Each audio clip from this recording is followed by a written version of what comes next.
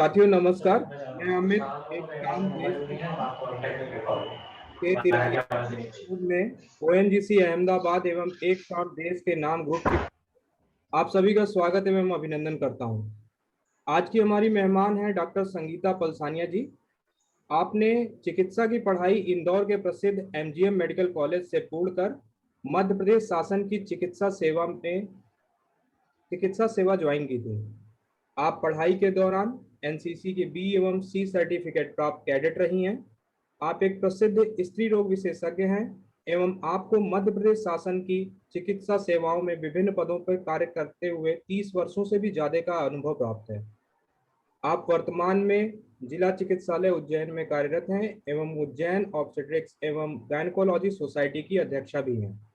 आपने अपने विषय से जुड़े हुए कार्यों के कई सौ डॉक्टरों को प्रशिक्षित किया है। आप कई चिकित्सा क्षेत्र से जुड़ी हुई संस्थाओं के विभिन्न पदों पर कार्य कर रही हैं। आपके शोध पत्र भी प्रकाशित हो चुके हैं एवं कई राष्ट्रीय एवं अंतर्राष्ट्रीय सेमिनार्स में व्याख्यान करती हैं। मैडम, आपका हार्दिक स्वागत एवं अभिनंदन। साथ ही मैं आमंत्रित करता हूं आज के कार्यक्रम की मध्यस्थता करने के लिए डॉक्टर कीर्ति सेन जी को। डॉक्टर कीर्ति जी ने अपना BHMS bachelor of homeopathic medicine and surgery course 1994 में किया है। फिलहाल वे मुंबई में रहती हैं। वे ऑनलाइन होम्योपैथिक कंसल्टेंसी अप्लाइड कर रही हैं, जिसमें वे मुख्य रूप से शास्त्रीय दृष्टिकोण का पालन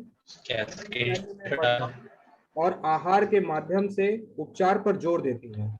वे भारत के लगभग सभी शहरों में रह चुकी हैं, जिससे भूगोल और जलवायु के आधार पर लोगों के व्यवहार को समझती हैं। मैडम, आपका भी स्वागत एवं अभिनंदन है। अब मैं ये कार्यक्रम आपको आगे आगे बढ़ाने के लिए आपको आमंत्रित करता हूँ। मैडम कीर्ति जी। धन्यवाद अमित जी। सभी को मेरा नमस्कार।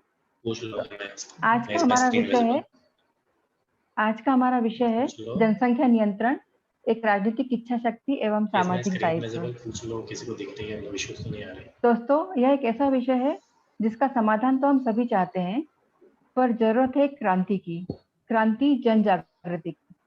अब प्रश्न ये उठता है कि क्या ये मुद्दा सरकार का इस मुद्दे पर सरकार कुछ कर सकती है, या ये जनता की जिम्मेदारी है, स्वास्थ्य अधिकारियों की जिम्मेदारी है। तो आज हम इन सारे प्रश्नों के उत्तर जानेंगे डॉक्टर संगीता पलसानिया मैडम जी से। इससे पहले मैं आमंत्रित करूं, मैं उनकी कुछ विशेष उपलब्धियों के बारे में आपको अवगत कराना चाहती हूँ। डॉक्टर संगीता पलसानिया मैडम खुद एक पर्यावरण प्रेमी भी है और वो अभी 11 जुलाई से 11 अगस्त चलने वाले पॉपुलेशन कंट्रोल प्रोग्राम में सक्रिय रूप से अपना योगदान दे रही है। उन्होंने ब्रेस्ट फीडिंग अवेयरनेस प्रोग्राम और एनीमिया प्रिवेंशन प्रोग्राम में भी अपना सक्रिय रूप से योगदान देती हैं। और उन्होंने अभी इस माह में काफी वृक्षारोपण अभियान लगाकर काफी पौधारोपण किए हैं और वो जन जागृति में भी बिलीव करती हैं। तो मैं आमंत्रित करती हूँ आज की वक्ता डॉक्टर संगीता पलसानिया मैडम जी को। मैडम, आपका बहुत बहुत स्वागत है। नमस्कार सबको मेरा। मैं डॉक्टर संगीता पलसानिया, स्त्री रोग विशेषज्ञ, जिला चिकित्सालय उज्जैन हूँ। Is my screen visible? मेरा स्क्रीन दिखाई दे रहा है? Yes madam. ओके, सो आज हम लोगों का जैसा विषय है कि हम जनसंख्या को कहीं ना कहीं सब लोग इस चीज से वाकिफ हैं कि जनसंख्या हमारी दिन प्रतिदिन बढ़ती जा रही है। भारत की ही नहीं, विश्व की भी बढ़ती जा रही है। जैसा कि आप लोग ये देख रहे हैं फर्स्ट स्लाइड में कि जनसंख्या बढ़ते बढ़ते बढ़ते 7 बिलियंस की तरफ जा रही है। So what are we doing? हम लोग सब क्या कर रहे हैं? क्या सिर्फ राजनीतिक या स्वास्थ्य से संबंधित लोगों का ही काम है कि जनसंख्या के ऊपर ध्यान दिया जाए? आज ये जो विषय लिया गया है उसके लिए मैं ये सबसे कहना चाहूंगी, आज जितने भी उपस्थित लोग हैं, अगर वो सब भी मिलकर ये सोचें कि नहीं, जनसंख्या सिर्फ राजनीति और स्वास्थ्य का ही जिम्मेदारी नहीं है, हर एक इंसान की जिम्मेदारी है जनसंख्या से संबंधित कुछ भी करने की, जिससे कि हम जो जनसंख्या का विस्फोट हो रहा है इसको हम संभाल सकें। जनसंख्या का क्या हो रहा है? प्रदूषण हो रहा है। जैसे कि पिछले सप्ताह आप लोगों के साथ सोलर एनर्जी के लिए सब मिस्टर चेतन ने कितना अच्छे से कहा था। उन्होंने कहा कि कोई आप लोग सोलर एनर्जी यूज कर रहे हो, तो काफी लोगों ने ये कहा कि नहीं हम तो नहीं यूज कर रहे। अरे जब उन्होंने कहा कि पल पल हर चीज में तो सोलर एनर्जी का उपयोग हो रहा है, चाहे टूथब्रश कर रहे हैं सुबह तो चाहे वो बेसिन बना है, चाहे ब्रश बना है, चाहे इंडस्ट्री हुई है, हर जगह हम लोगों की कहीं ना कहीं इसकी उपयोगिता हो रही है। चाहे सोलर पैनल लगाना हो, सोलर इलेक्ट्रिसिटी जनरेट करने के लिए, सोलर वाटर गर्म पानी के लिए, या सोलर कुकर में खाना बनाना है, सिर्फ इसी को सोलर एनर्जी का उपयोग नहीं कहा जाता है। जैसा कि हम सब लोगों ने इस चीज की सुना था, क्योंकि पिछले सप्ताह वाले उसमें मैं नहीं थी पर बाद में मैंने देखा था। ऐसे ही जनसंख्या भी हमारा सबका सामाजिक दायित्व है। क्या जनसंख्या नियंत्रण सिर्फ स्वास्थ्य विभाग ही करेगा? अगर सिर्फ स्वास्थ्य विभाग करेगा तो फिर जनसंख्या नियंत्रण होना नामुमकिन है। आज जो ये विषय लिया गया है इसीलिए लिया गया है कि 11 जुलाई को हम लोग विश्व जनसंख्या दिवस मनाते हैं, और ये पूरा एक महाविश्व जनसंख्या माह कहलाता है, जिसमें कि हम लोग सब तरह की जागरूकता स्वास्थ्य विभाग की तरफ से तो देते ही हैं, महिला एवं बाल विकास विभाग की तरफ से भी देते हैं, और मिनिस्ट्री ऑफ हेल्थ की तरफ से भी देते हैं। पर हम लोग ये चाहते हैं कि जनसंख्या से संबंधित कोई भी चीज जब कही जाए तो हर मनुष्य को, चाहे वो पुरुष हो चाहे वो महिला हो, उसमें अपनी भागीदारी के तरफ उत्साहित हो, प्रमोट करे और देखे कि क्या कर सकती हूँ मैं इंडिविजुअली। इसलिए कि सन 2000 से ये कहा गया था जनसंख्या स्थिरीकरण करना है, क्योंकि अगर जनसंख्या स्थिरीकरण नहीं किया तो हमारे भारत में जनसंख्या जिस अनुपात में बढ़ रही है, 2030 तक तो हम लोग 1.5 बिलियन हो जाएंगे, और 2050 में हम लोग चाइना को क्रॉस कर देंगे। अभी पूरे विश्व में सिर्फ 2 ही देश ऐसे हैं जिनकी जनसंख्या 1 बिलियन से ऊपर है, एक चीन एक भारत, और उसमें भी चीन अभी फर्स्ट है और भारत सेकंड है। पर जिस तादाद में हम लोगों की जनसंख्या बढ़ रही है, क्या हम लोग चाहेंगे कि हम लोग चीन को क्रॉस करें?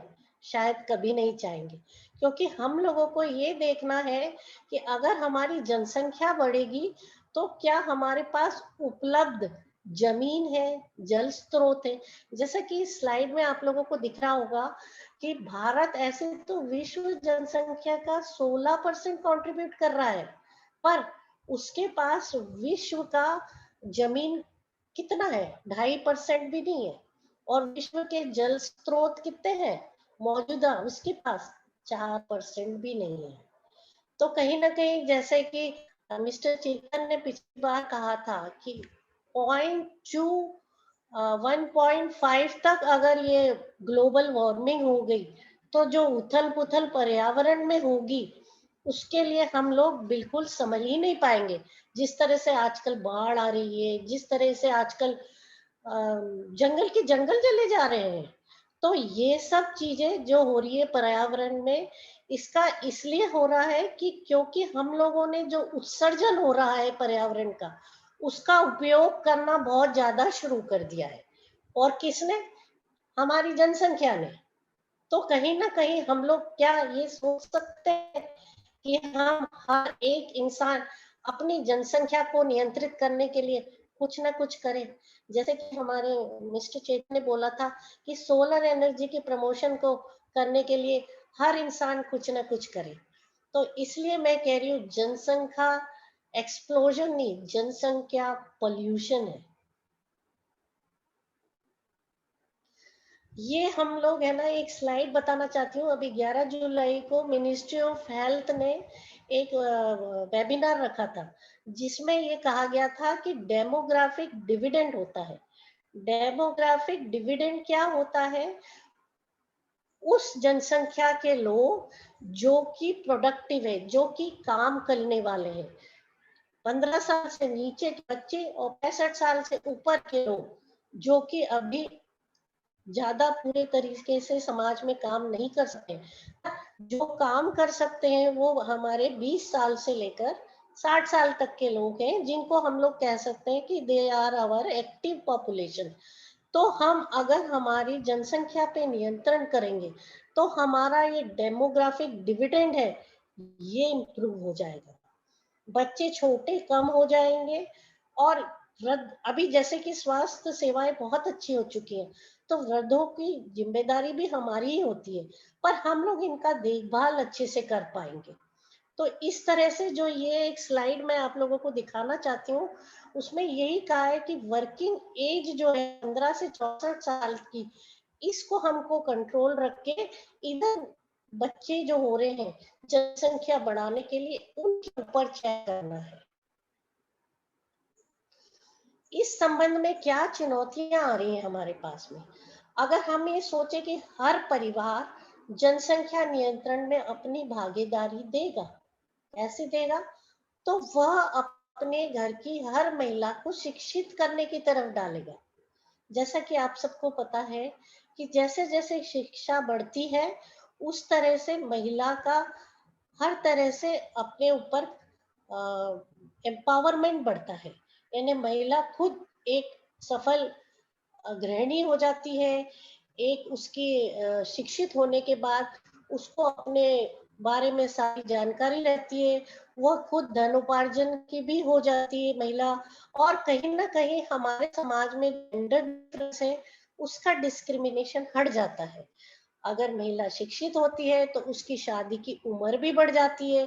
शादी की उम्र बढ़ जाती है तो जनसंख्या के हिसाब से बच्चे जो होते हैं जल्दी जल्दी, उसको उसके बारे में भी समझ रहती है कि बच्चे मेरे शादी के बाद कब हो, कितने गैप से पहले और दूसरा बच्चा हो, 2 बच्चे के बाद बच्चे नहीं हो। तो इस तरह से एक महिला को शिक्षित करके हम 2 परिवारों के बारे में सोच रहे हैं।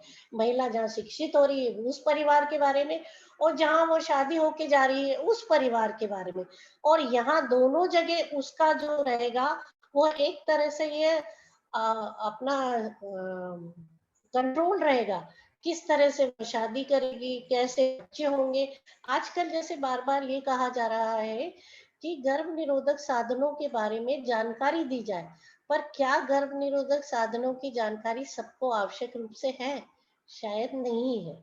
अभी मैंने आगे की स्लाइडों में थोड़ी सी स्लाइड्स यहाँ पे गर्भ निरोधक साधनों की इस प्रेजेंटेशन में भी डाली है।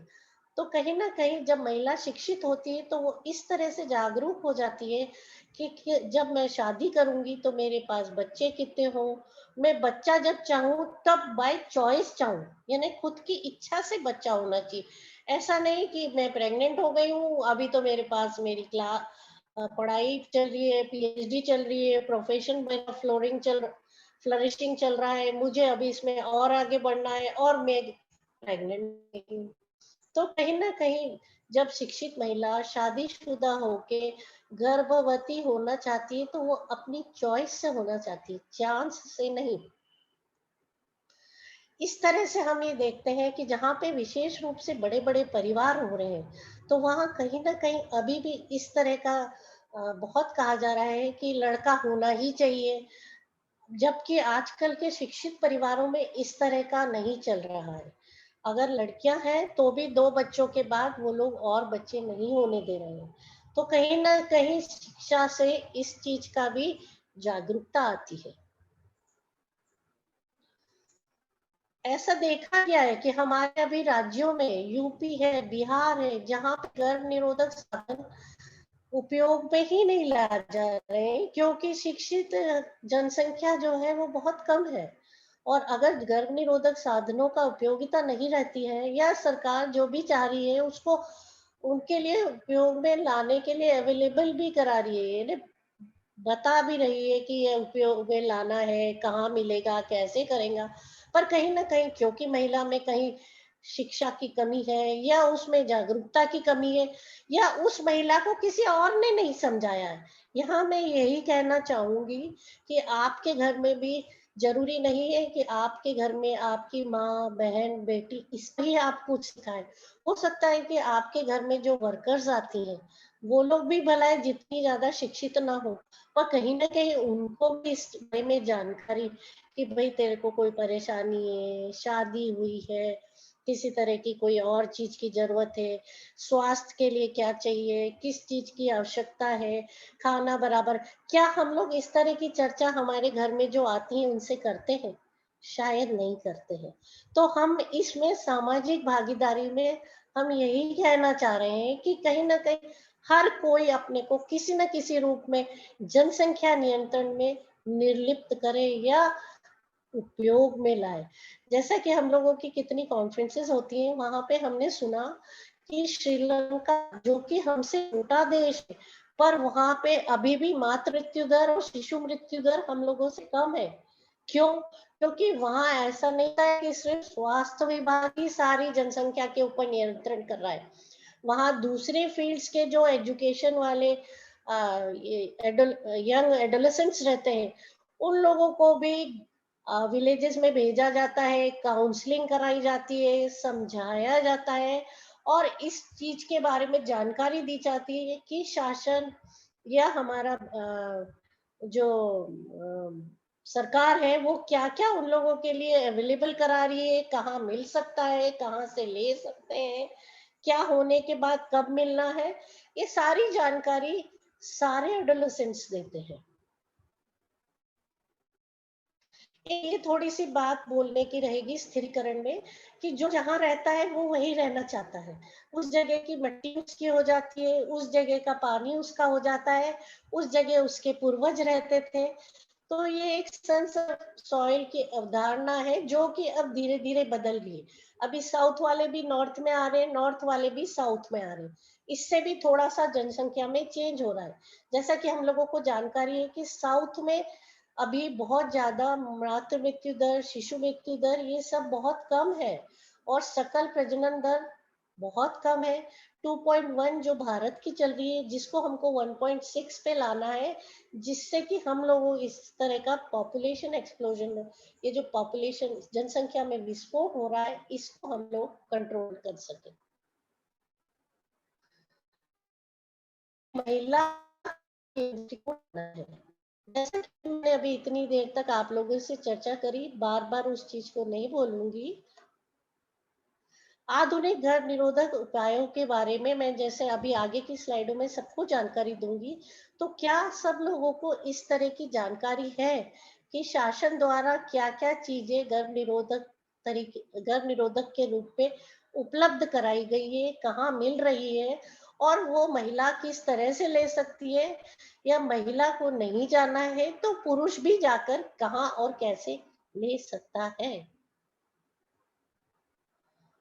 जैसे दक्षिणी राज्यों में अभी क्या चल रहा है, वहां मातृ मृत्यु दर 44 से 50 है।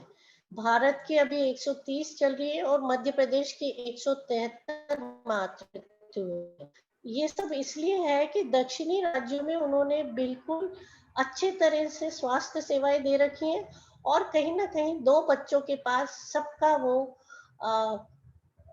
गर्भ निरोधक मतलब स्थायी गर्भ निरोधक उपलब्ध करा रहे हैं। जैसे कि टीटी ऑपरेशन बोलते हैं जिसको हम, एलटीटी ऑपरेशन, टीटी ऑपरेशन, या पुरुषों को प्रोत्साहित कर रहे हैं वैसेक्टमी कराने के लिए, जिससे कि उन लोगों के पास उनके राज्यों में स्वास्थ्य सेवाएं भी बहुत अच्छी हैं, और जनसंख्या भी बिल्कुल ही उनकी कंट्रोल में चल रही है।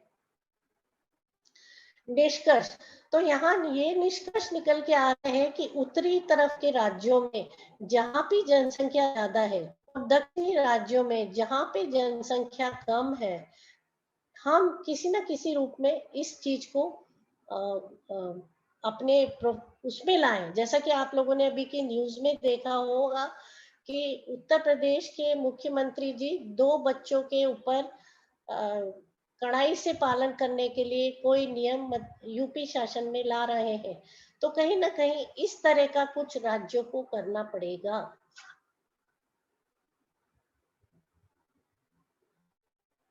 यहाँ हम ये बताना चाहेंगे कि अपूरक मांग होती है गर्भ निरोधक साधनों की।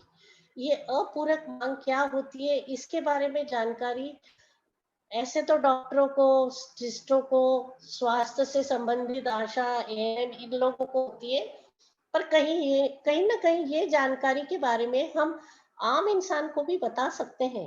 अपूरक मांग उसको कहते हैं कि कहीं ना कोई भी जिसकी नई नई शादी हुई है, उस दंपत्ति को जल्दी से बच्चे की अभी आवश्यकता नहीं है, पर क्योंकि उसको गर्भ निरोधक साधन कहाँ उपलब्ध होंगे उसके बारे में जानकारी नहीं है।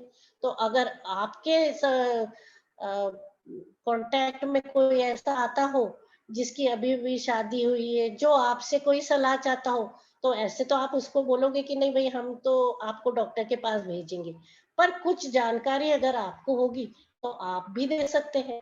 और जब आप देंगे तो आपने भी जनसंख्या नियंत्रण में एक भागीदारी कर ली है कि नहीं? अभी ये देखा जा रहा है कि हम लोग जो परिवार कल्याण कार्यक्रम कर रहे हैं उसमें टीटी और वीटी तो बहुत कर रहे हैं, पर दूसरे जो गर्भ निरोधक अस्थायी तरीके के हैं उनकी उपयोगिता कम चल रही है, जैसे कि कंडोम है, ओसी पिल्स है, आईयूसीडी है।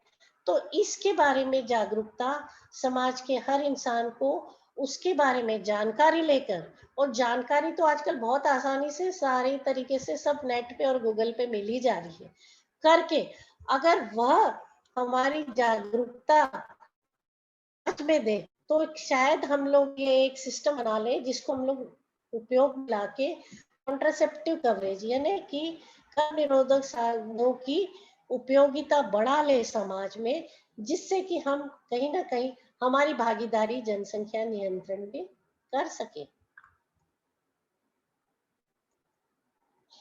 ये मैं आप लोगों को थोड़ा सा दिखाना चाहूंगी जो कि गर्भ निरोधक साधन हमारे भारत शासन द्वारा उपलब्ध कराए जा रहे हैं। तो सबसे पहले यहाँ ये जानकारी देना बहुत जरूरी है कि भारत पूरे विश्व में पहला देश था जिसने 1952 में परिवार कल्याण के बारे में सोचा था। सोचिए आप, जब तक किसी और देश ने इसके बारे में सोचा ही नहीं था, हम लोगों ने 1952 से परिवार कल्याण या फैमिली प्लानिंग के बारे में सोच के उपलब्धता कराई है। तो इस बारे में अगर हम ये कहें कि हम लोग कितने पुराने समय से, यानी 48 साल तो उधर हो गए, 21 साल यानी 60-62 साल से परिवार कल्याण के बारे में जानकारी दे रहे हैं, फिर भी हम लोगों की जनसंख्या का नियंत्रण उतना नहीं है जितना होना चाहिए, जबकि हम लोग विश्व में सबसे पहला देश है जिसने परिवार कल्याण या परिवार में कंट्रोल के बारे में सोचा था। अभी जो जो चीजें उपलब्ध है भारत शासन द्वारा उसके बारे में मैं कहूँ, स्थायी साधन के रूप में ट्यूबेक्टमी एंड वेस्टेक्टमी है, उसके बाद अस्थायी साधन है वो आईयूसीडी है, फिर इंजेक्शन है, फिर छाया नाम की है, फिर ओसी पिल्स है।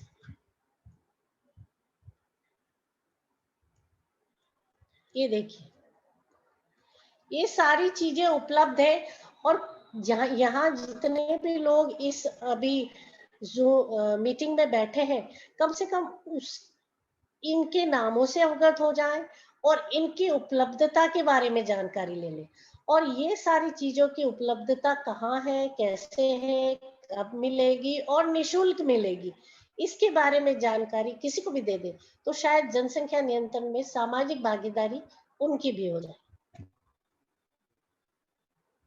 ये एक और है प्रेगनेंसी टेस्ट किट होता है जो कि शासकीय अस्पतालों में निःशुल्क उपलब्ध है। ऐसे प्रेग्ना केयर के नाम से मेडिकल स्टोर्स पे भी उपलब्ध है, जिसमें महिला अगर शादीशुदा महिला को पीरियड नहीं आता है तो वो यूरिन टेस्ट करके उसको पता चल जाता है कि वह गर्भवती है, और उस हिसाब से फिर वो बच्चे के लिए आगे क्या क्या कर सकती है वो जो भी जानकारी चाहती है वो उसको मिल जाती है कि उसको अभी गर्भ की जरूरत है, नहीं है, या वो डॉक्टर से मिल सकती है। Thank you. Thank you madam, आपने सारे पॉइंट्स, मैडम सारे पॉइंट्स ये- आपने कवर कर लिए है ना। मेरे और ख्याल से जो भी बोला है शायद मेरा जो मोटो था वो हो चुका होगा। अगर किसी को कोई भी डाउट है तो प्लीज आप लोग पूछ सकते हैं। मैं डॉक्टर कामना निगम मैडम से भी आग्रह करूंगी कि उनके कुछ क्वेश्चन है तो आप प्लीज मैडम से बात करें। बिल्कुल बिल्कुल। मैडम कामना निगम।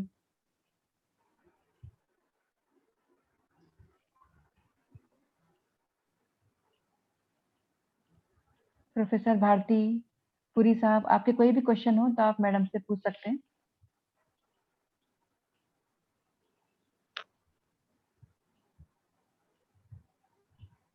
और मैडम मेरा भी एक क्वेश्चन था कि क्या हाँ जी मीडिया इस, बोलिए। क्या आपको लगता है कि मीडिया इस क्रांति में लाने में महत्वपूर्ण योगदान दे सकती है, सोशल मीडिया या न्यूज़पेपर के थ्रू कुछ करते हैं?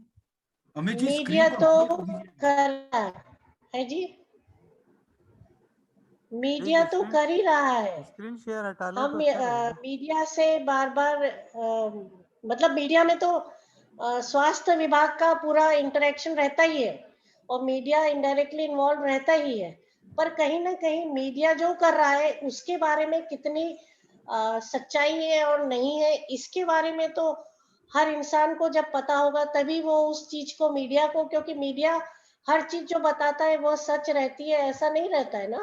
और फिर मीडिया क्या बोलेगा कि भाई कॉन्ट्रासेप्टिव यूज करना है, आप लोगों को कहाँ से लेना है, कैसे लेना है, ये सब तो जानकारी शायद सबको ही है। जैसे रिपीटेड न्यूज चलती है ना कि वही बाढ़ आई, वो पानी आया, तो हम ये क्या कर सकते हैं कि हम एक बार बार हम लोगों को पब्लिसिटी करें कि आप छोटी फैमिली, स्मॉल फैमिली ऑप्ट करें, है ना, बेटर लाइफ जिए, तो स्मॉल फैमिली अडॉप्ट करें, लाइक, है ना। ये मिशन तो हमारा जनसंख्या का है ही।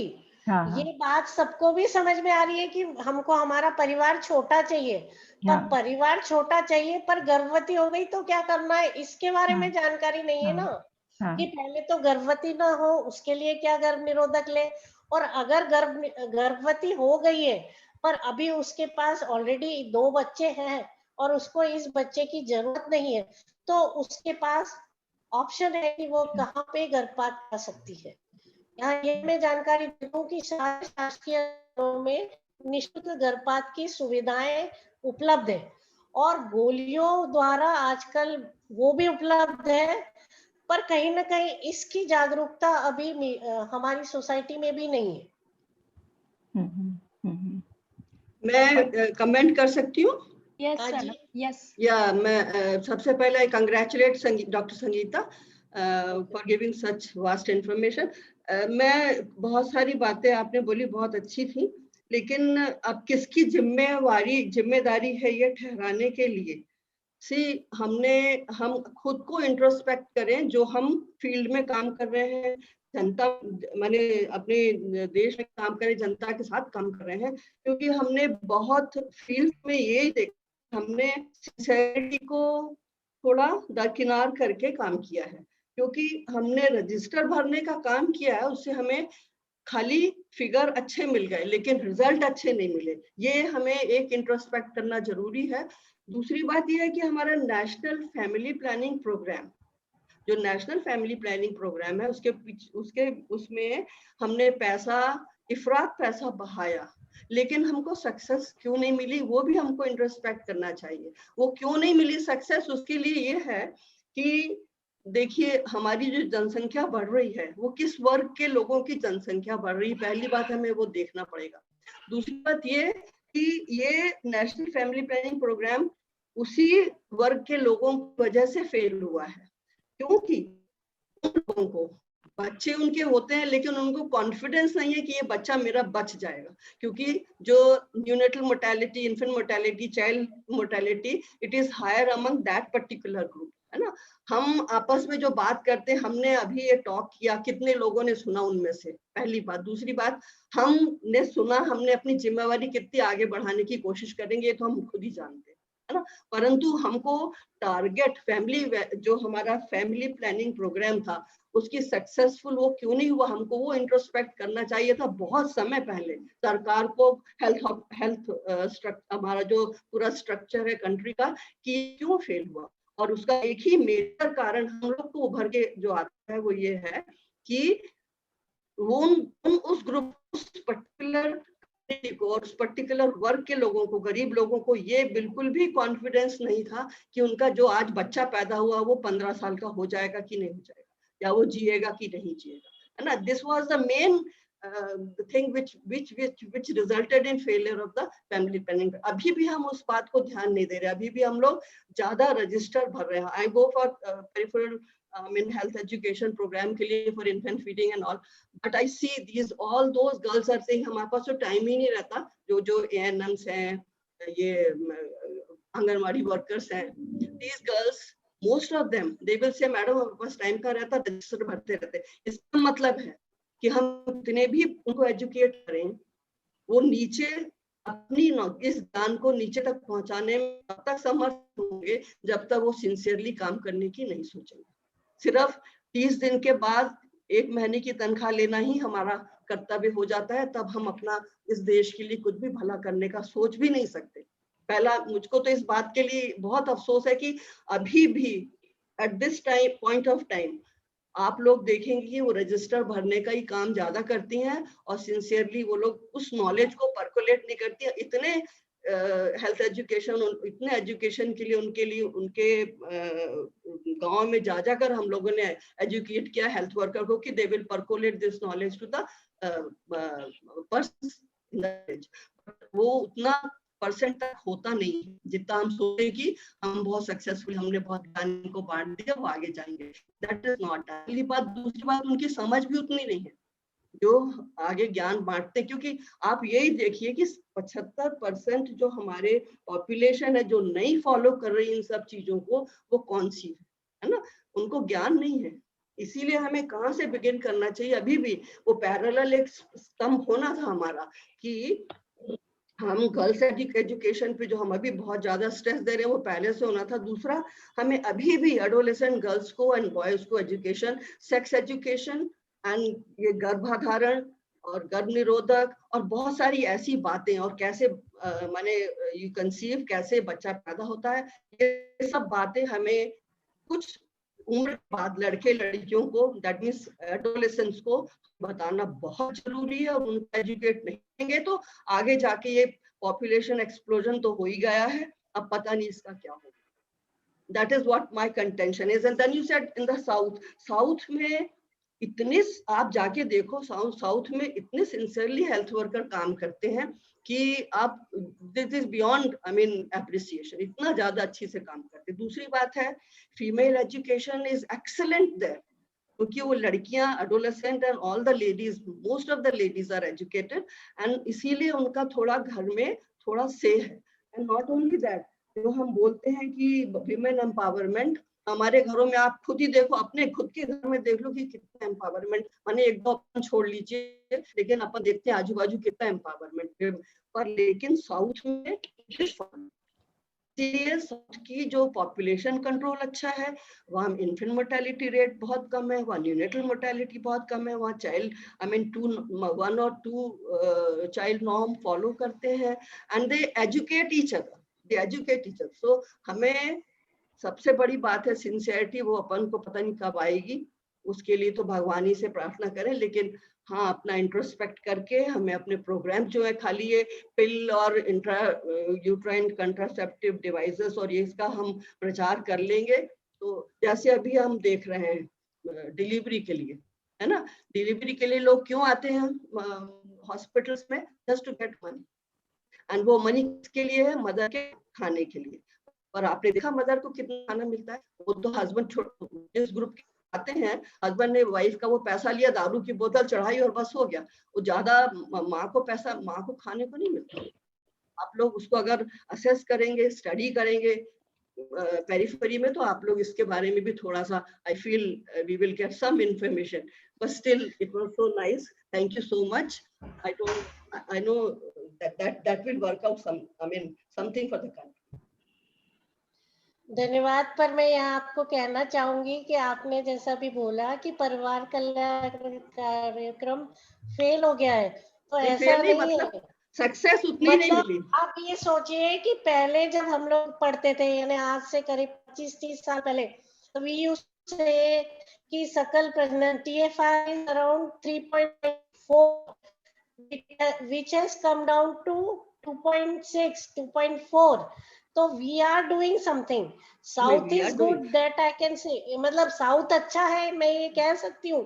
पर साउथ में भी हमने ये क्या कहा कि शिक्षा ही वो चीज है जिससे हम हमारी महिलाओं में और पुरुषों में, भाई महिला शिक्षित है तो पुरुष को भी उसका गर्व है ना।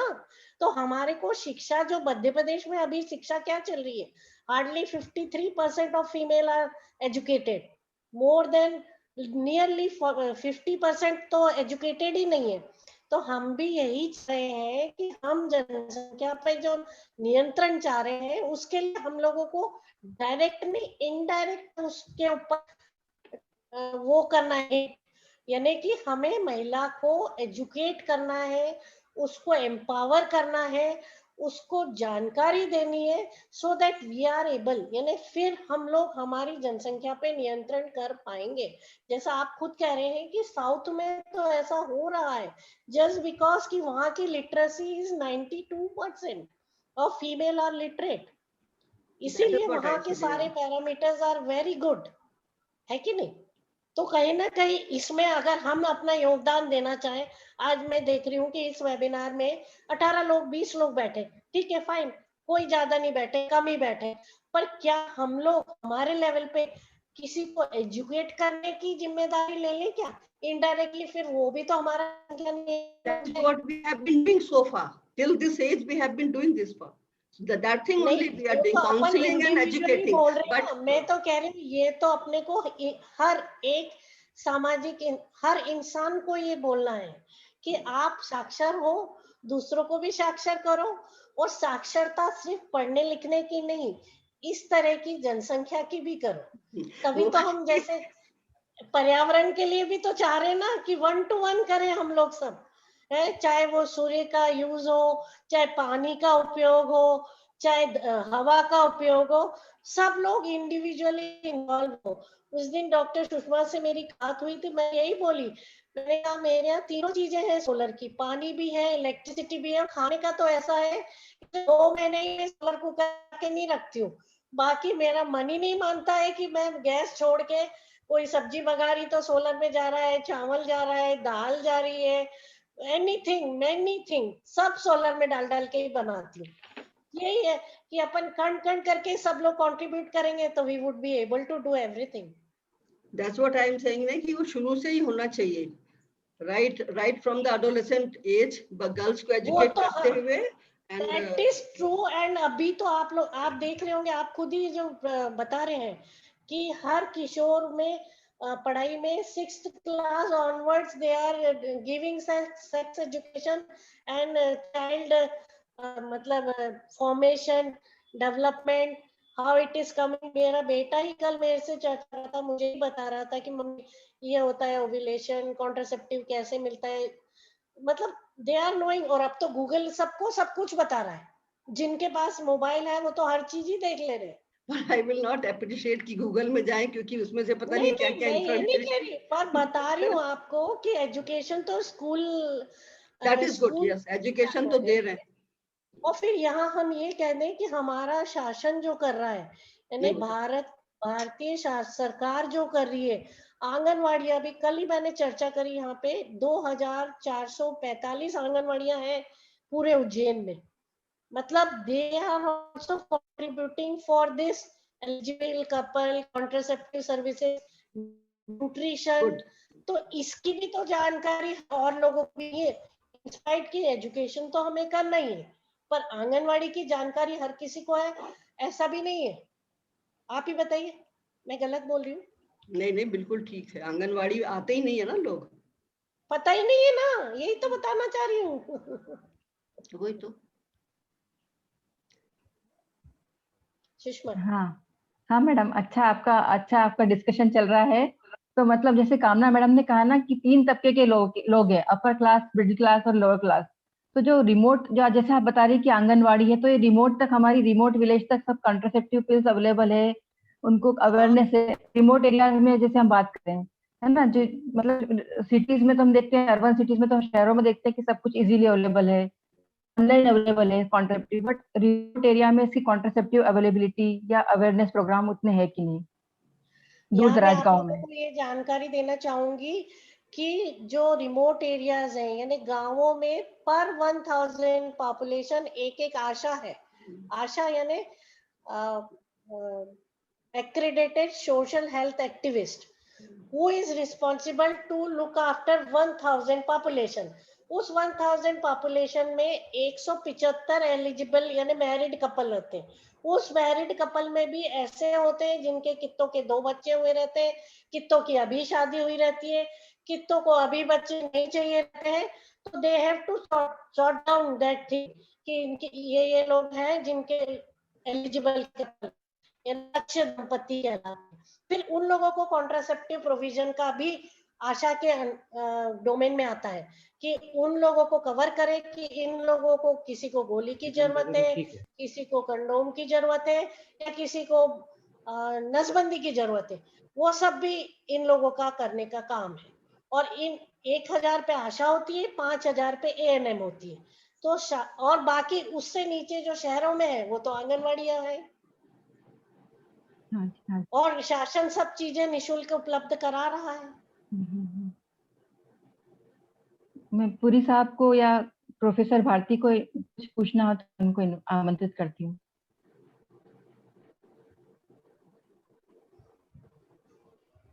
साहब या प्रोफेसर भारती, क्वेश्चन है मैडम से। सुषमा जी ने हैंड रेज किया हुआ मैडम। सुषमा।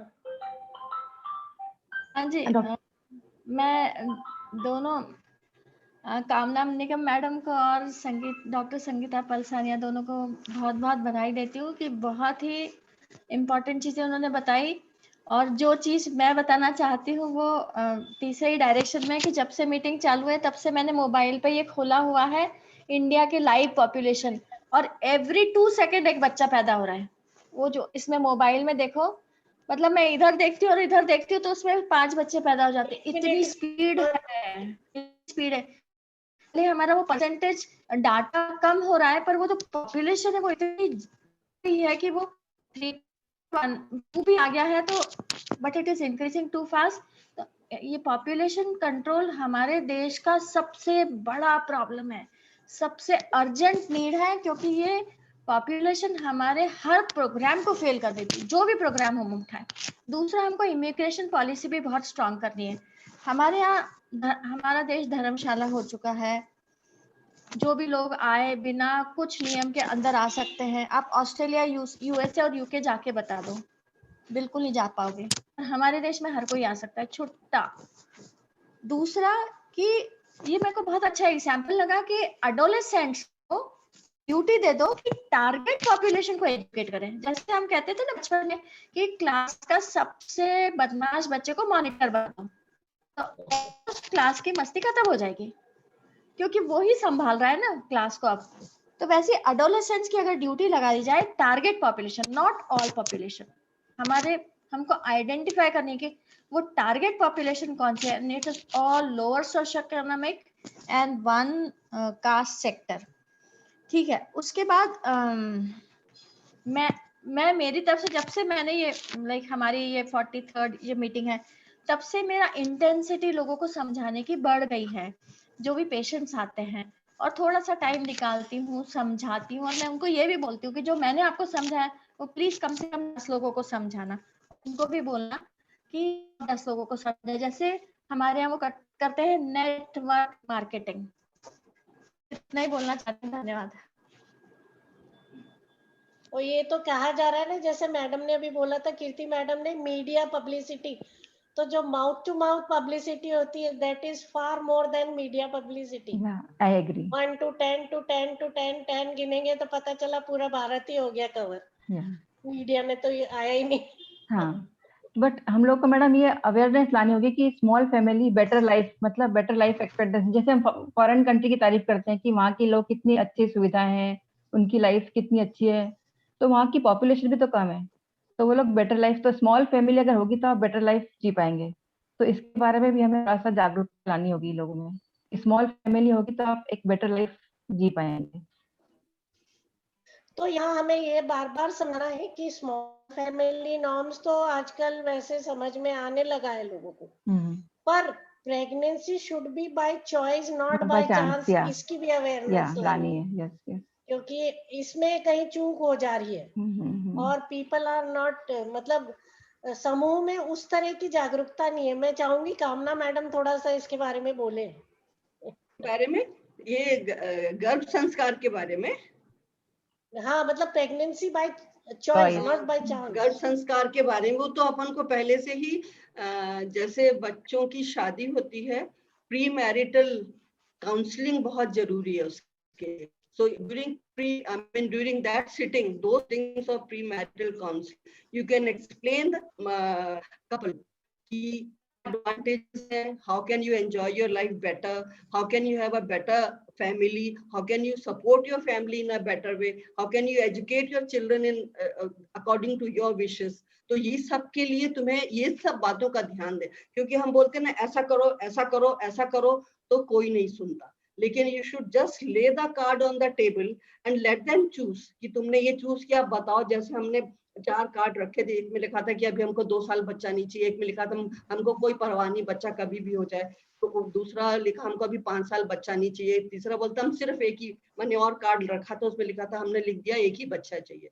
अगर वो भी कार्ड चूज करता है, जैसे उसने चूज किया कि हम तो एंजॉय करेंगे, आई डोंट बॉदर हमारे कितने बच्चे हो जाए, हमें कोई परवाह नहीं, समझ, तो पूछो कि इससे क्या एडवांटेज है, तुमको इससे क्या फायदा मिलेगा, है ना, तुम्हारे को क्या डिसएडवांटेजेस है। यही कि अभी तो तुम एंजॉय कर रहे हो, हस्बैंड वाइफ हो, एक बच्चा हो गया, बहुत एंजॉय कर रहे हो, लेकिन बहुत सारे बच्चे हो जाएंगे तो तुम उस सिचुएशन को सोचो कि क्या होगा। तुम्हारे घर में खाने को भी ज्यादा चाहिए, तुमको ज्यादा मेहनत करके ज्यादा पैसा भी लाना पड़ेगा, तुमको माँ तुम्हारी जो वाइफ है वो कमजोर हो जाएगी, उसको बहुत सारी माने बीमारियां हो सकती है, अनीमिया होगा, तो she will not be able to perform the to your expectations, है ना। उसके एक्सपेक्टेशन वाइफ से जो है हस्बैंड के, वो कभी कम नहीं होते, चाहे वो वाइफ बूढ़ी भी हो, है ना। That continue, I mean it is the I mean fact, भले वो बुरा लगे, लेकिन ये सच्चाई है कि हस्बैंड के एक्सपेक्टेशंस मतलब बहुत हैं, जिनके भी मतलब ये फैमिलीज जो लोअर जिनकी अपन बात करते हैं, तो ये कम नहीं होते उनके, इसीलिए उनको ये सब उनसे क्वेश्चन पूछो, देन यू आस्क हिम कि आपको इसमें सुखी जीवन रहेगा कि जो एक ही बच्चा आप अपनाएंगे या 2 बच्चे ही आप अपनाएंगे और अभी 5 साल बच्चा नहीं होगा, तभी आपको तब सुखी जीवन होगा, then you will enjoy your life. उसने बोला ना हम तो कुछ नहीं, कार्ड में लिखा है जो जैसा, तो lay the card on the table, let them decide what they want to do, then you counsel, then this will be effective. क्योंकि मुझे नहीं लगता हम ऐसा बोलते हैं ये करो, तुम फैमिली प्लानिंग अडॉप्ट, तुम इंट्रायूट्राइन डिवाइसेस लो, तुम पिल्स खाओ। आपको मालूम है पिल्स अपन दे दिए पेशेंट्स को, मदर को, और वो मदर ने वो पिल्स खाई, उसके हस्बैंड ने उसको खाने दी, इज देयर फैमिली सपोर्ट? बिल्कुल नहीं, इसने बोला तो खाने के लिए, because what you know after taking these pills, bleeding होती है, बहुत होती है, कई बार होती है, कितनी बार हो जाती है ना। तो there are some side effect of these, and एक माउथ एडवर्टीजमेंट से एक लेडी बोलेगी दूसरी को, नहीं नहीं मेरे को तो ये तकलीफ हुई थी, बिल्कुल ना खाना, तो वो गांव की लेडीज ने को ANM ने या किसी ने भी समझाया होगा, she will follow that, जो उसकी कम्युनिटी की, उसकी सोशो इकोनॉमिक स्टेटस वाली जो लेडी, उसी की बात ज्यादा सुनेगी वो, क्योंकि डॉक्टर की बात वो लोग कम सुनते हैं। Stiff collared, we are stiff collared, हमारे से काफी डिस्टेंस है, इसीलिए हमने ये पेरिफेरल हेल्थ वर्कर का जो स्ट्रक्चर है, ultimately it has come to foot this barefoot level, particularly जो 1000 फैमिलीज 1000 पॉपुलेशन वाला बोल रहे हैं, तो वो उसकी ज्यादा सुनेगी। इसीलिए हमको लगता है कि जो पिल्स वगैरह हैं बहुत सारे लोग ले जाते हैं, क्योंकि आयरन टैबलेट भी प्रेगनेंसी में हम देते हैं जो मदर्स को, बहुत सारी लेडीज फेंक देती हैं, ऐसा नहीं है नहीं खाती, वो नहीं खाती हैं, तो ऐसे ही वो फैमिली प्लानिंग पिल्स भी नहीं खाती हैं। इसलिए हमारा हो सकता है कि उतना मैंने हमारा सक्सेस ना भी हो रहा, वो हो रहा है सक्सेस, वो तो अग्रीड, परंतु मतलब बहुत सारी ये बातों का हमको ध्यान देना पड़ेगा। इसलिए काउंसलिंग तो to be begin from that particular mean pre marital counselling then the marital counselling, है ना। जब आए हैं तो आपको कैसा होना चाहिए, कैसा न्यूट्रिशन होना चाहिए, बच्चा कैसा होगा, उसकी क्या प्रिपरेशन होनी है, love and affection emotion involvement के बारे में थोड़ा बताना है, उसके पूरी पेरेंट बताना है हमको। नोबडी, अपन जब माने शादी हुई तो अपन को तो कुछ नहीं, बच्चा हो जाता अपन को तब भी समझ में नहीं आता, we are just settling in life, है ना। और उस वक्त में कुछ समझता है ही नहीं, कोई भी हो। पेरेंटिंग इनिशियली नोबडी अंडरस्टैंड, जब बच्चा हो जाता है देन बाय एरर्स अपन ट्रायल एंड एरर से अपन सीखते हैं पेरेंटिंग। परंतु हमने अब जो अपना एक्सपीरियंस से सीखा है कि हमको ऐसा समझ में आता है कि पेरेंटिंग हर बच्चे को before they conceive, before they plan for a child should be told and they should understand what parenting means. तो ये सब बातों का शायद ध्यान देंगे तो मेरे ख्याल से, I mean these are the things I feel. क्यों Sushma? Ma'am absolutely right, absolutely right. और मुझे लगता है कि ये टॉपिक पे हमको बहुत बार, because this is the biggest problem of India. Doctor Kirti, आप समय भी संभालना। या तो अभी किसी के कोई क्वेश्चन है किसी ग्रुप मेंबर के, तो please ask doctor Sangeeta ma'am. Other Anil Chittis ji, Govind Kakani जी।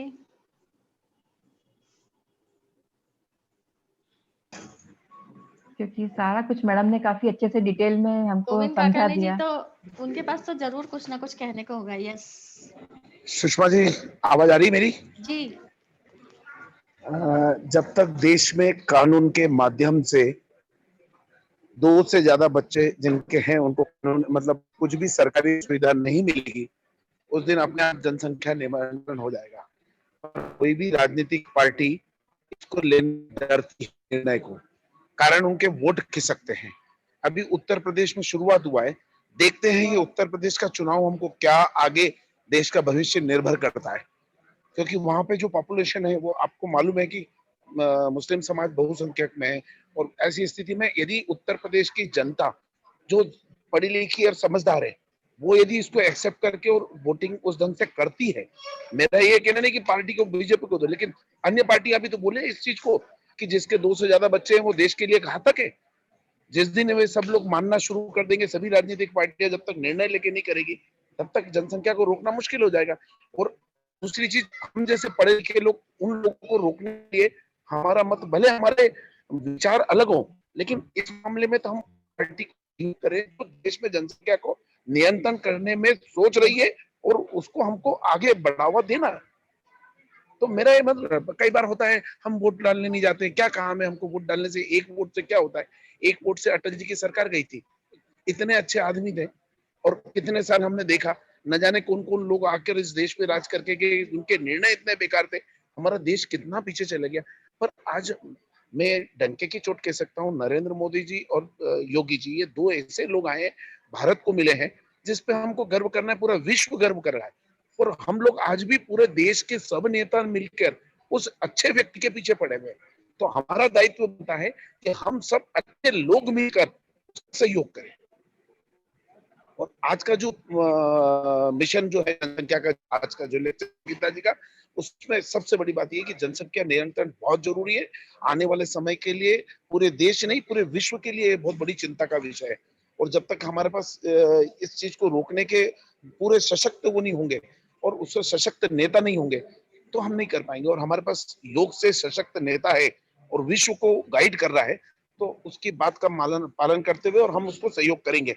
इस ग्रुप के माध्यम से ये संदेश पूरे देश में तो निश्चित जाएगा, ये मैं मानता हूँ, क्योंकि हमारा जो कार्यक्रम चल रहा है सभी लोग देखते हैं यूट्यूब पे, और आज का ये कार्यक्रम सफल होगा, अपनी भावनाएं वहां तक पहुंचेगी निश्चित। पहले ही बोला है ना, हमारे आज के कार्यक्रम का विषय राजनीति की इच्छा शक्ति तो लिखा ही है पहले शुरुआत में, और फिर दायित्व।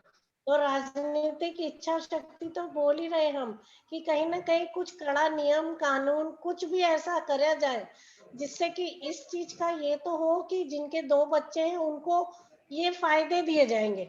मैं सिर्फ यही कहना चाहूंगी कि कहीं ना कहीं इस चीज का समाज में अच्छे से प्रमोशन हो कि 2 बच्चे जिनके हैं, अब यही ये बात निकल के आती है कि आज ही मेरा बेटा कह रहा था कि मम्मी एक ही बच्चा क्यों नहीं हो?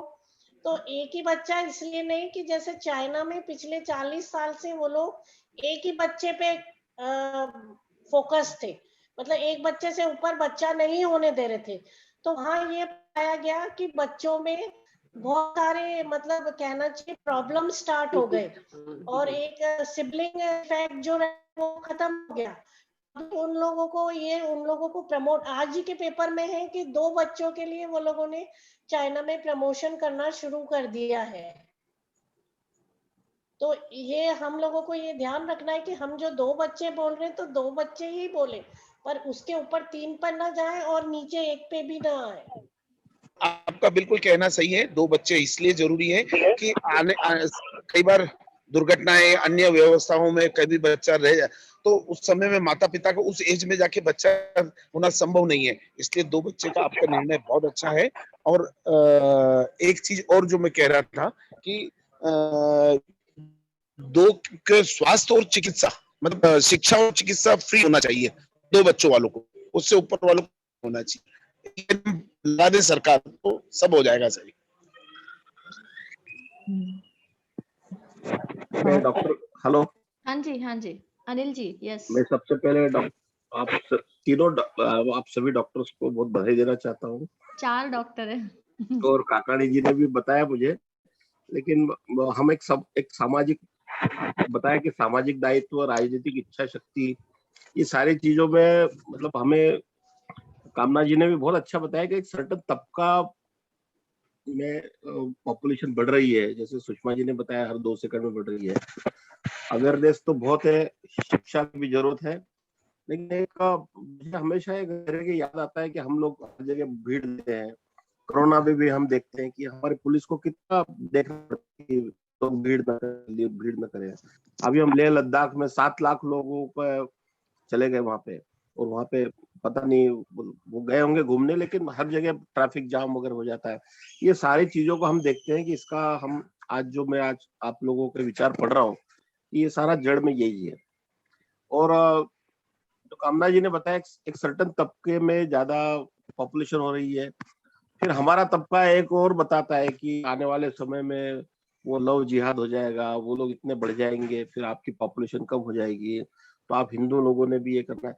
मतलब हमारे यहाँ एजुकेशन के बजाय इस चीजों के ऊपर ज्यादा ध्यान दिया जाता है कि कौन से धर्म की पॉपुलेशन बढ़ना चाहिए, फिर पॉपुलेशन बढ़ना चाहिए। और ओवरऑल सारा लोड जो है डेमोग्राफी, जो पूरा डेमोग्राफी पे आ रहा है। हम हमेशा हमारे पेस्टिसाइड के ऊपर बात करते हैं, खाने के ऊपर बात करते हैं, और जहर मुक्त, क्योंकि हर देश हमें अच्छी पॉपुलेशन की वजह से एक अच्छा ग्राहक समझ रहा है। अगर किसी को जहर भी बेचना हो, गंदी चीजें भी बेचना हो, तो भारत सबसे अच्छा एरिया है। तो ये भी बहुत बड़ी जड़ में मेरे को बड़ा दुख होता है। लेकिन आप लोगों का हो सकता है कि मेरे सारे विचार आपके आज के विचार से मैं रिलेट कर रहा हूँ, और मैं बहुत बहुत धन्यवाद देता हूँ आप सभी महिलाओं डॉक्टर को कि बहुत अच्छा मुझे नई तरह की सोचने की आपने दिशा दी। धन्यवाद। धन्यवाद जितेश। अब मैं इस ग्रुप के वरिष्ठ सदस्य श्री रविंद्र पहलवान जी को आमंत्रित करूंगी अपना आशीर्वचन देने के लिए। नमस्कार। सबसे पहले तो मैं डॉक्टर संगीता की प्रशंसा करता हूं। उन्होंने बहुत अच्छे विषय को बहुत अच्छे तरीके से प्रस्तुत किया, और जो सबसे महत्वपूर्ण बात थी कि उनकी स्लाइड जो थी वो सब हिंदी में लिखी हुई थी। मैंने बनाई हिंदी न में जाने बनाई। क्या हमारे दिमाग में है, यदि अंग्रेजी में काम करो तो हम बड़े अच्छे समझे जाते हैं, लेकिन मैं आपकी ये सराहना करता हूं कि आपने वो हिंदी में लिखा है। डॉक्टर कीर्ति की भी मैं प्रशंसा करता हूं। सब लोग अपने अपने तरीके से इसके अंदर लगे हुए हैं, कर रहे हैं। हम ये देखने की बजाय कि ये कम कर रहा है, ये ज्यादा कर रहा है, या इसने फिर कर दिया, मैं आपको अब जो बात बोलने वाला हूं आपने कल्पना भी नहीं की होगी।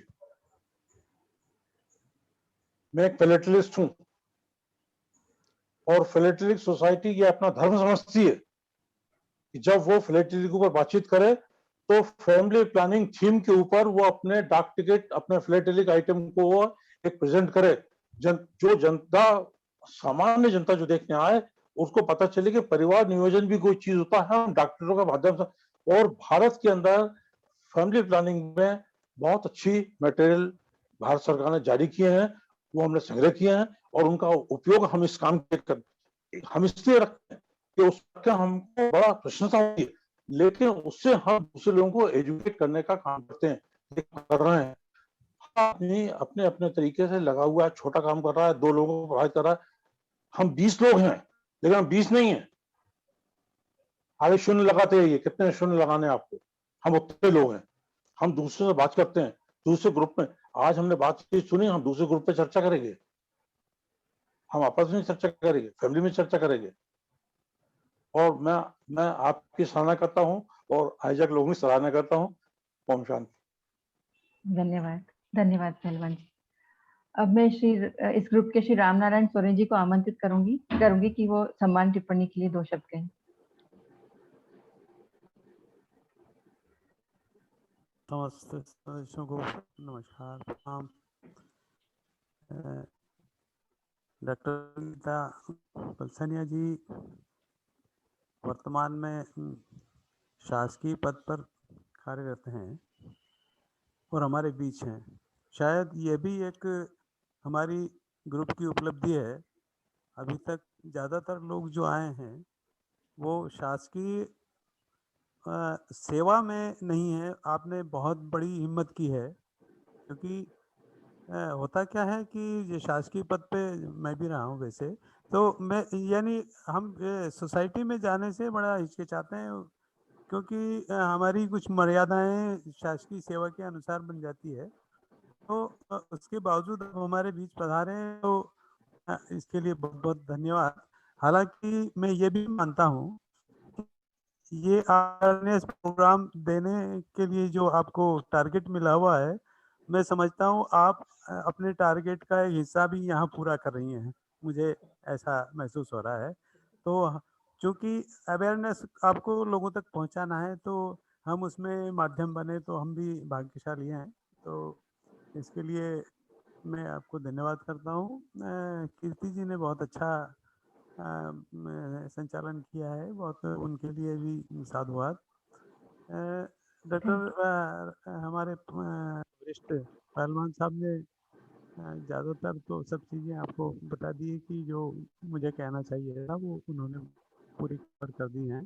तो कुछ बातें मैं अपनी तरफ से, हालांकि मैं संक्षेप में हूँ, पर एक बात मैं अपनी तरफ से भी कहना चाहता हूँ। इसमें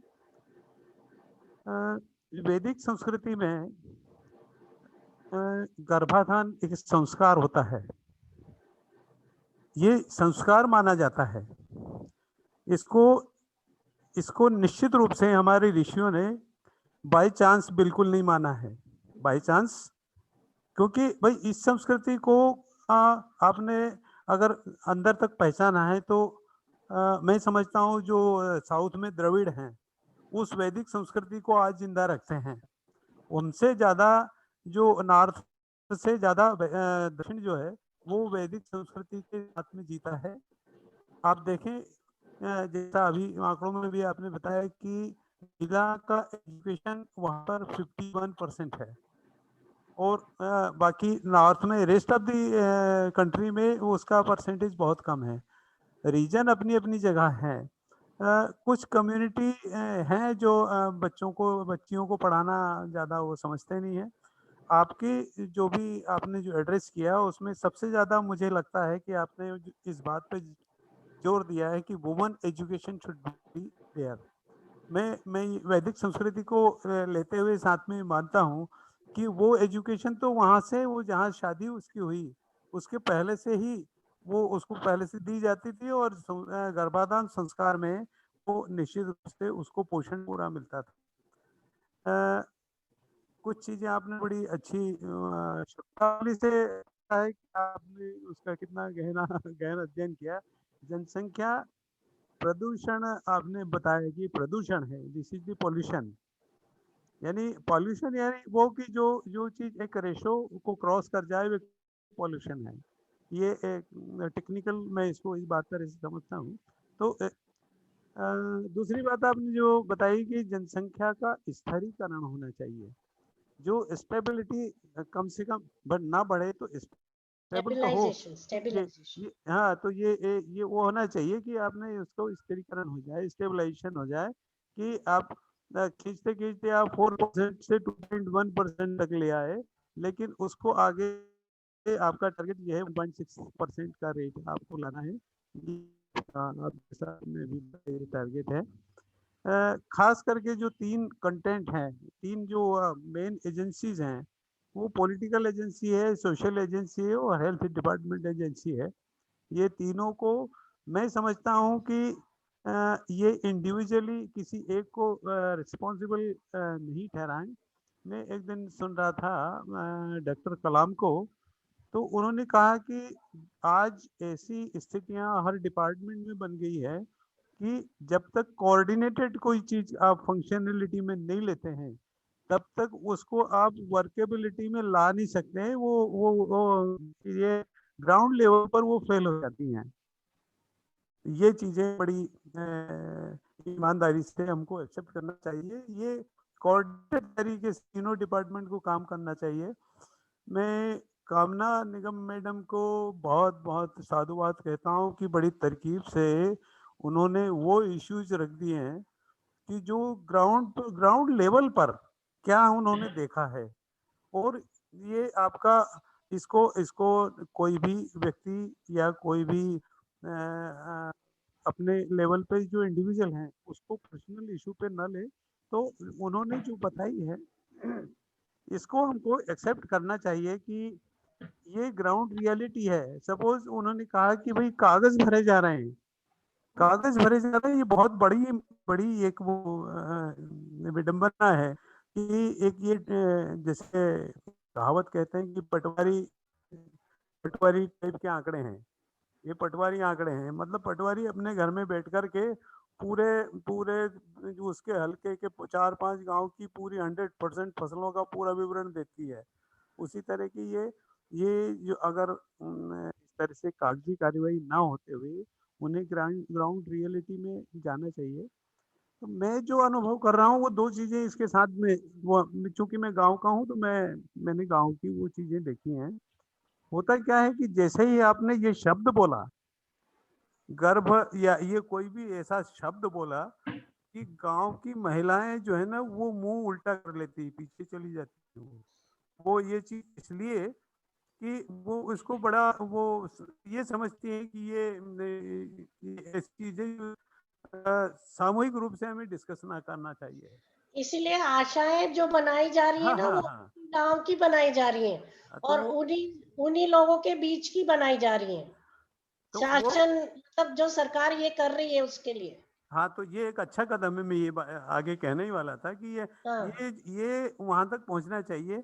फिर भी 2 लोगों ने, अनिल चिटनीस जी ने और कामना मैडम ने बड़ी इशारे में इस बात को कह दी है कि एक पर्टिकुलर कम्युनिटी है जो ये परवाह नहीं करती है कि उनका उनको उनका दूसरे बच्चे के बाद क्या होगा। ये उसका उनको कोई अंदाज नहीं और उनको मतलब भी नहीं है क्या बोल रहे हैं। इसलिए ये कहा कि कंसिस्टेंसी इन द रूल जो उत्तर प्रदेश में हो रहा है, उसने ये नहीं कहा कि किस कम्युनिटी के 2 बच्चे नहीं होना चाहिए। उसने ये कहा कि उस सरकार की भूरी भूरी तारीफ होनी चाहिए और वो ये बात मैसेज लोगों में बीच में जाना चाहिए कि ये आपकी बात कह रहा हूँ, मेरी तरफ से नहीं, कि ये कंसिस्टेंसी है कि ये 2 बच्चे किसी के भी हों, उससे ज्यादा होगा तो वो चाहे किसी कम्युनिटी से हो, उससे कोई बने। तो ये this should be A consistency of the rule. बहुत अच्छी बात है और इसको लेके अगर वो सरकार चली है तो हम उसकी कामना करते हैं ईश्वर से कि वो उसके मकसद में हम तो चाहेंगे कि पूरे भारतवर्ष में ये आप है ना कि आपका 2 बच्चे हो। आपके आपके चाहना आपका आपका पेड़ है, हमारा चाहना हमारी रिस्पॉन्सिबिलिटी है। तो हम इस बात को एक्सेप्ट कर रहे हैं एज ए ग्रुप। तो मैं बहुत बहुत धन्यवाद करता हूँ ग्रुप की तरफ से भी और डॉक्टर सुषमा रावत की तरफ से जो जो इस तरह से एक रत्न ढूंढ के लाती हैं कहीं से और हमें तक हमारे पास वो पहुंचाती है। खास करके हम आज उनका भी आज धर्मेंद्र जी हमारे जो है बहुत प्रिय साथी है, उनके स्थान पर अमित जी हमारे बीच में हैं और वो व्यवस्था देख रहे हैं। उनको हमारी तरफ से, ग्रुप की तरफ से धन्यवाद। अनिल चिटनी जी साहब को बहुत बहुत धन्यवाद। सुषमा जी रत्न ढूंढ आती है, लेकिन आप एंड में इतनी बढ़िया समीक्षा करते हैं सर, मैं नतमस्तक हूँ आप। मैं आपको विशेष प्रणाम करता हूँ।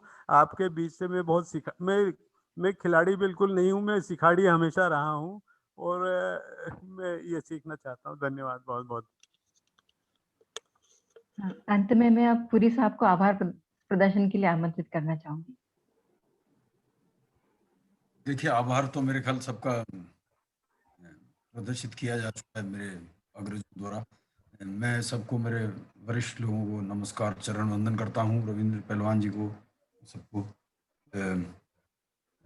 बहुत, आपने तीनों लोगों ने, 3 डॉक्टर हमारे यहाँ पर उपलब्ध हैं, तीनों ने बहुत रोचक जानकारियाँ, बहुत इंफॉर्मेटिव बातें हमें बताई हैं और उसके लिए हम सबका बहुत धन्यवाद करते हैं।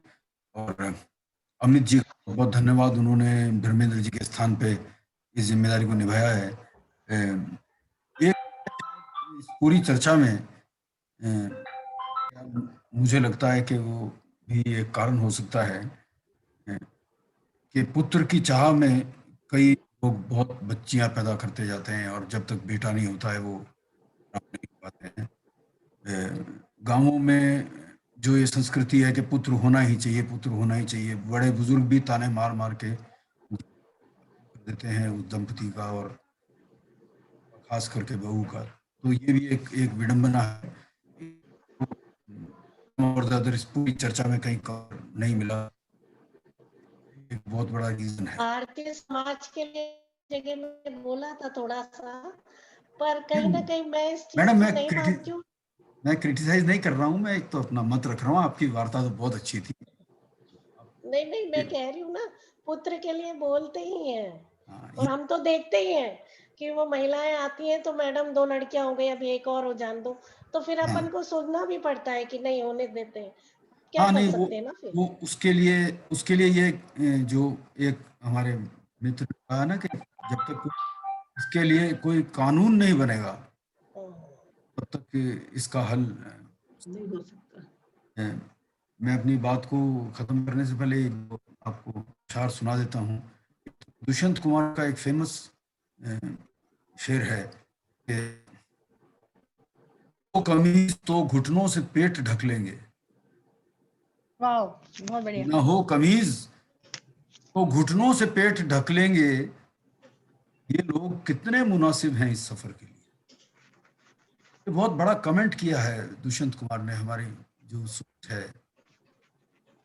दूसरा, एक निदा फाजली साहब का शेर है कि हर तरफ हर जगह बेशुमार आदमी, हर तरफ हर जगह बेशुमार आदमी, फिर भी तन्हाइयों का शिकार आदमी। बहुत बढ़िया। फिर भी अकेला, इतनी भीड़ में भी अकेला ही है। बहुत बढ़िया। और जनसंख्या पे एक और छोटी सी एक बात आपको सुनाना चाहूंगा कि लोगों से भरी दुनिया में हजारों पेट भूखे सो रहे हैं।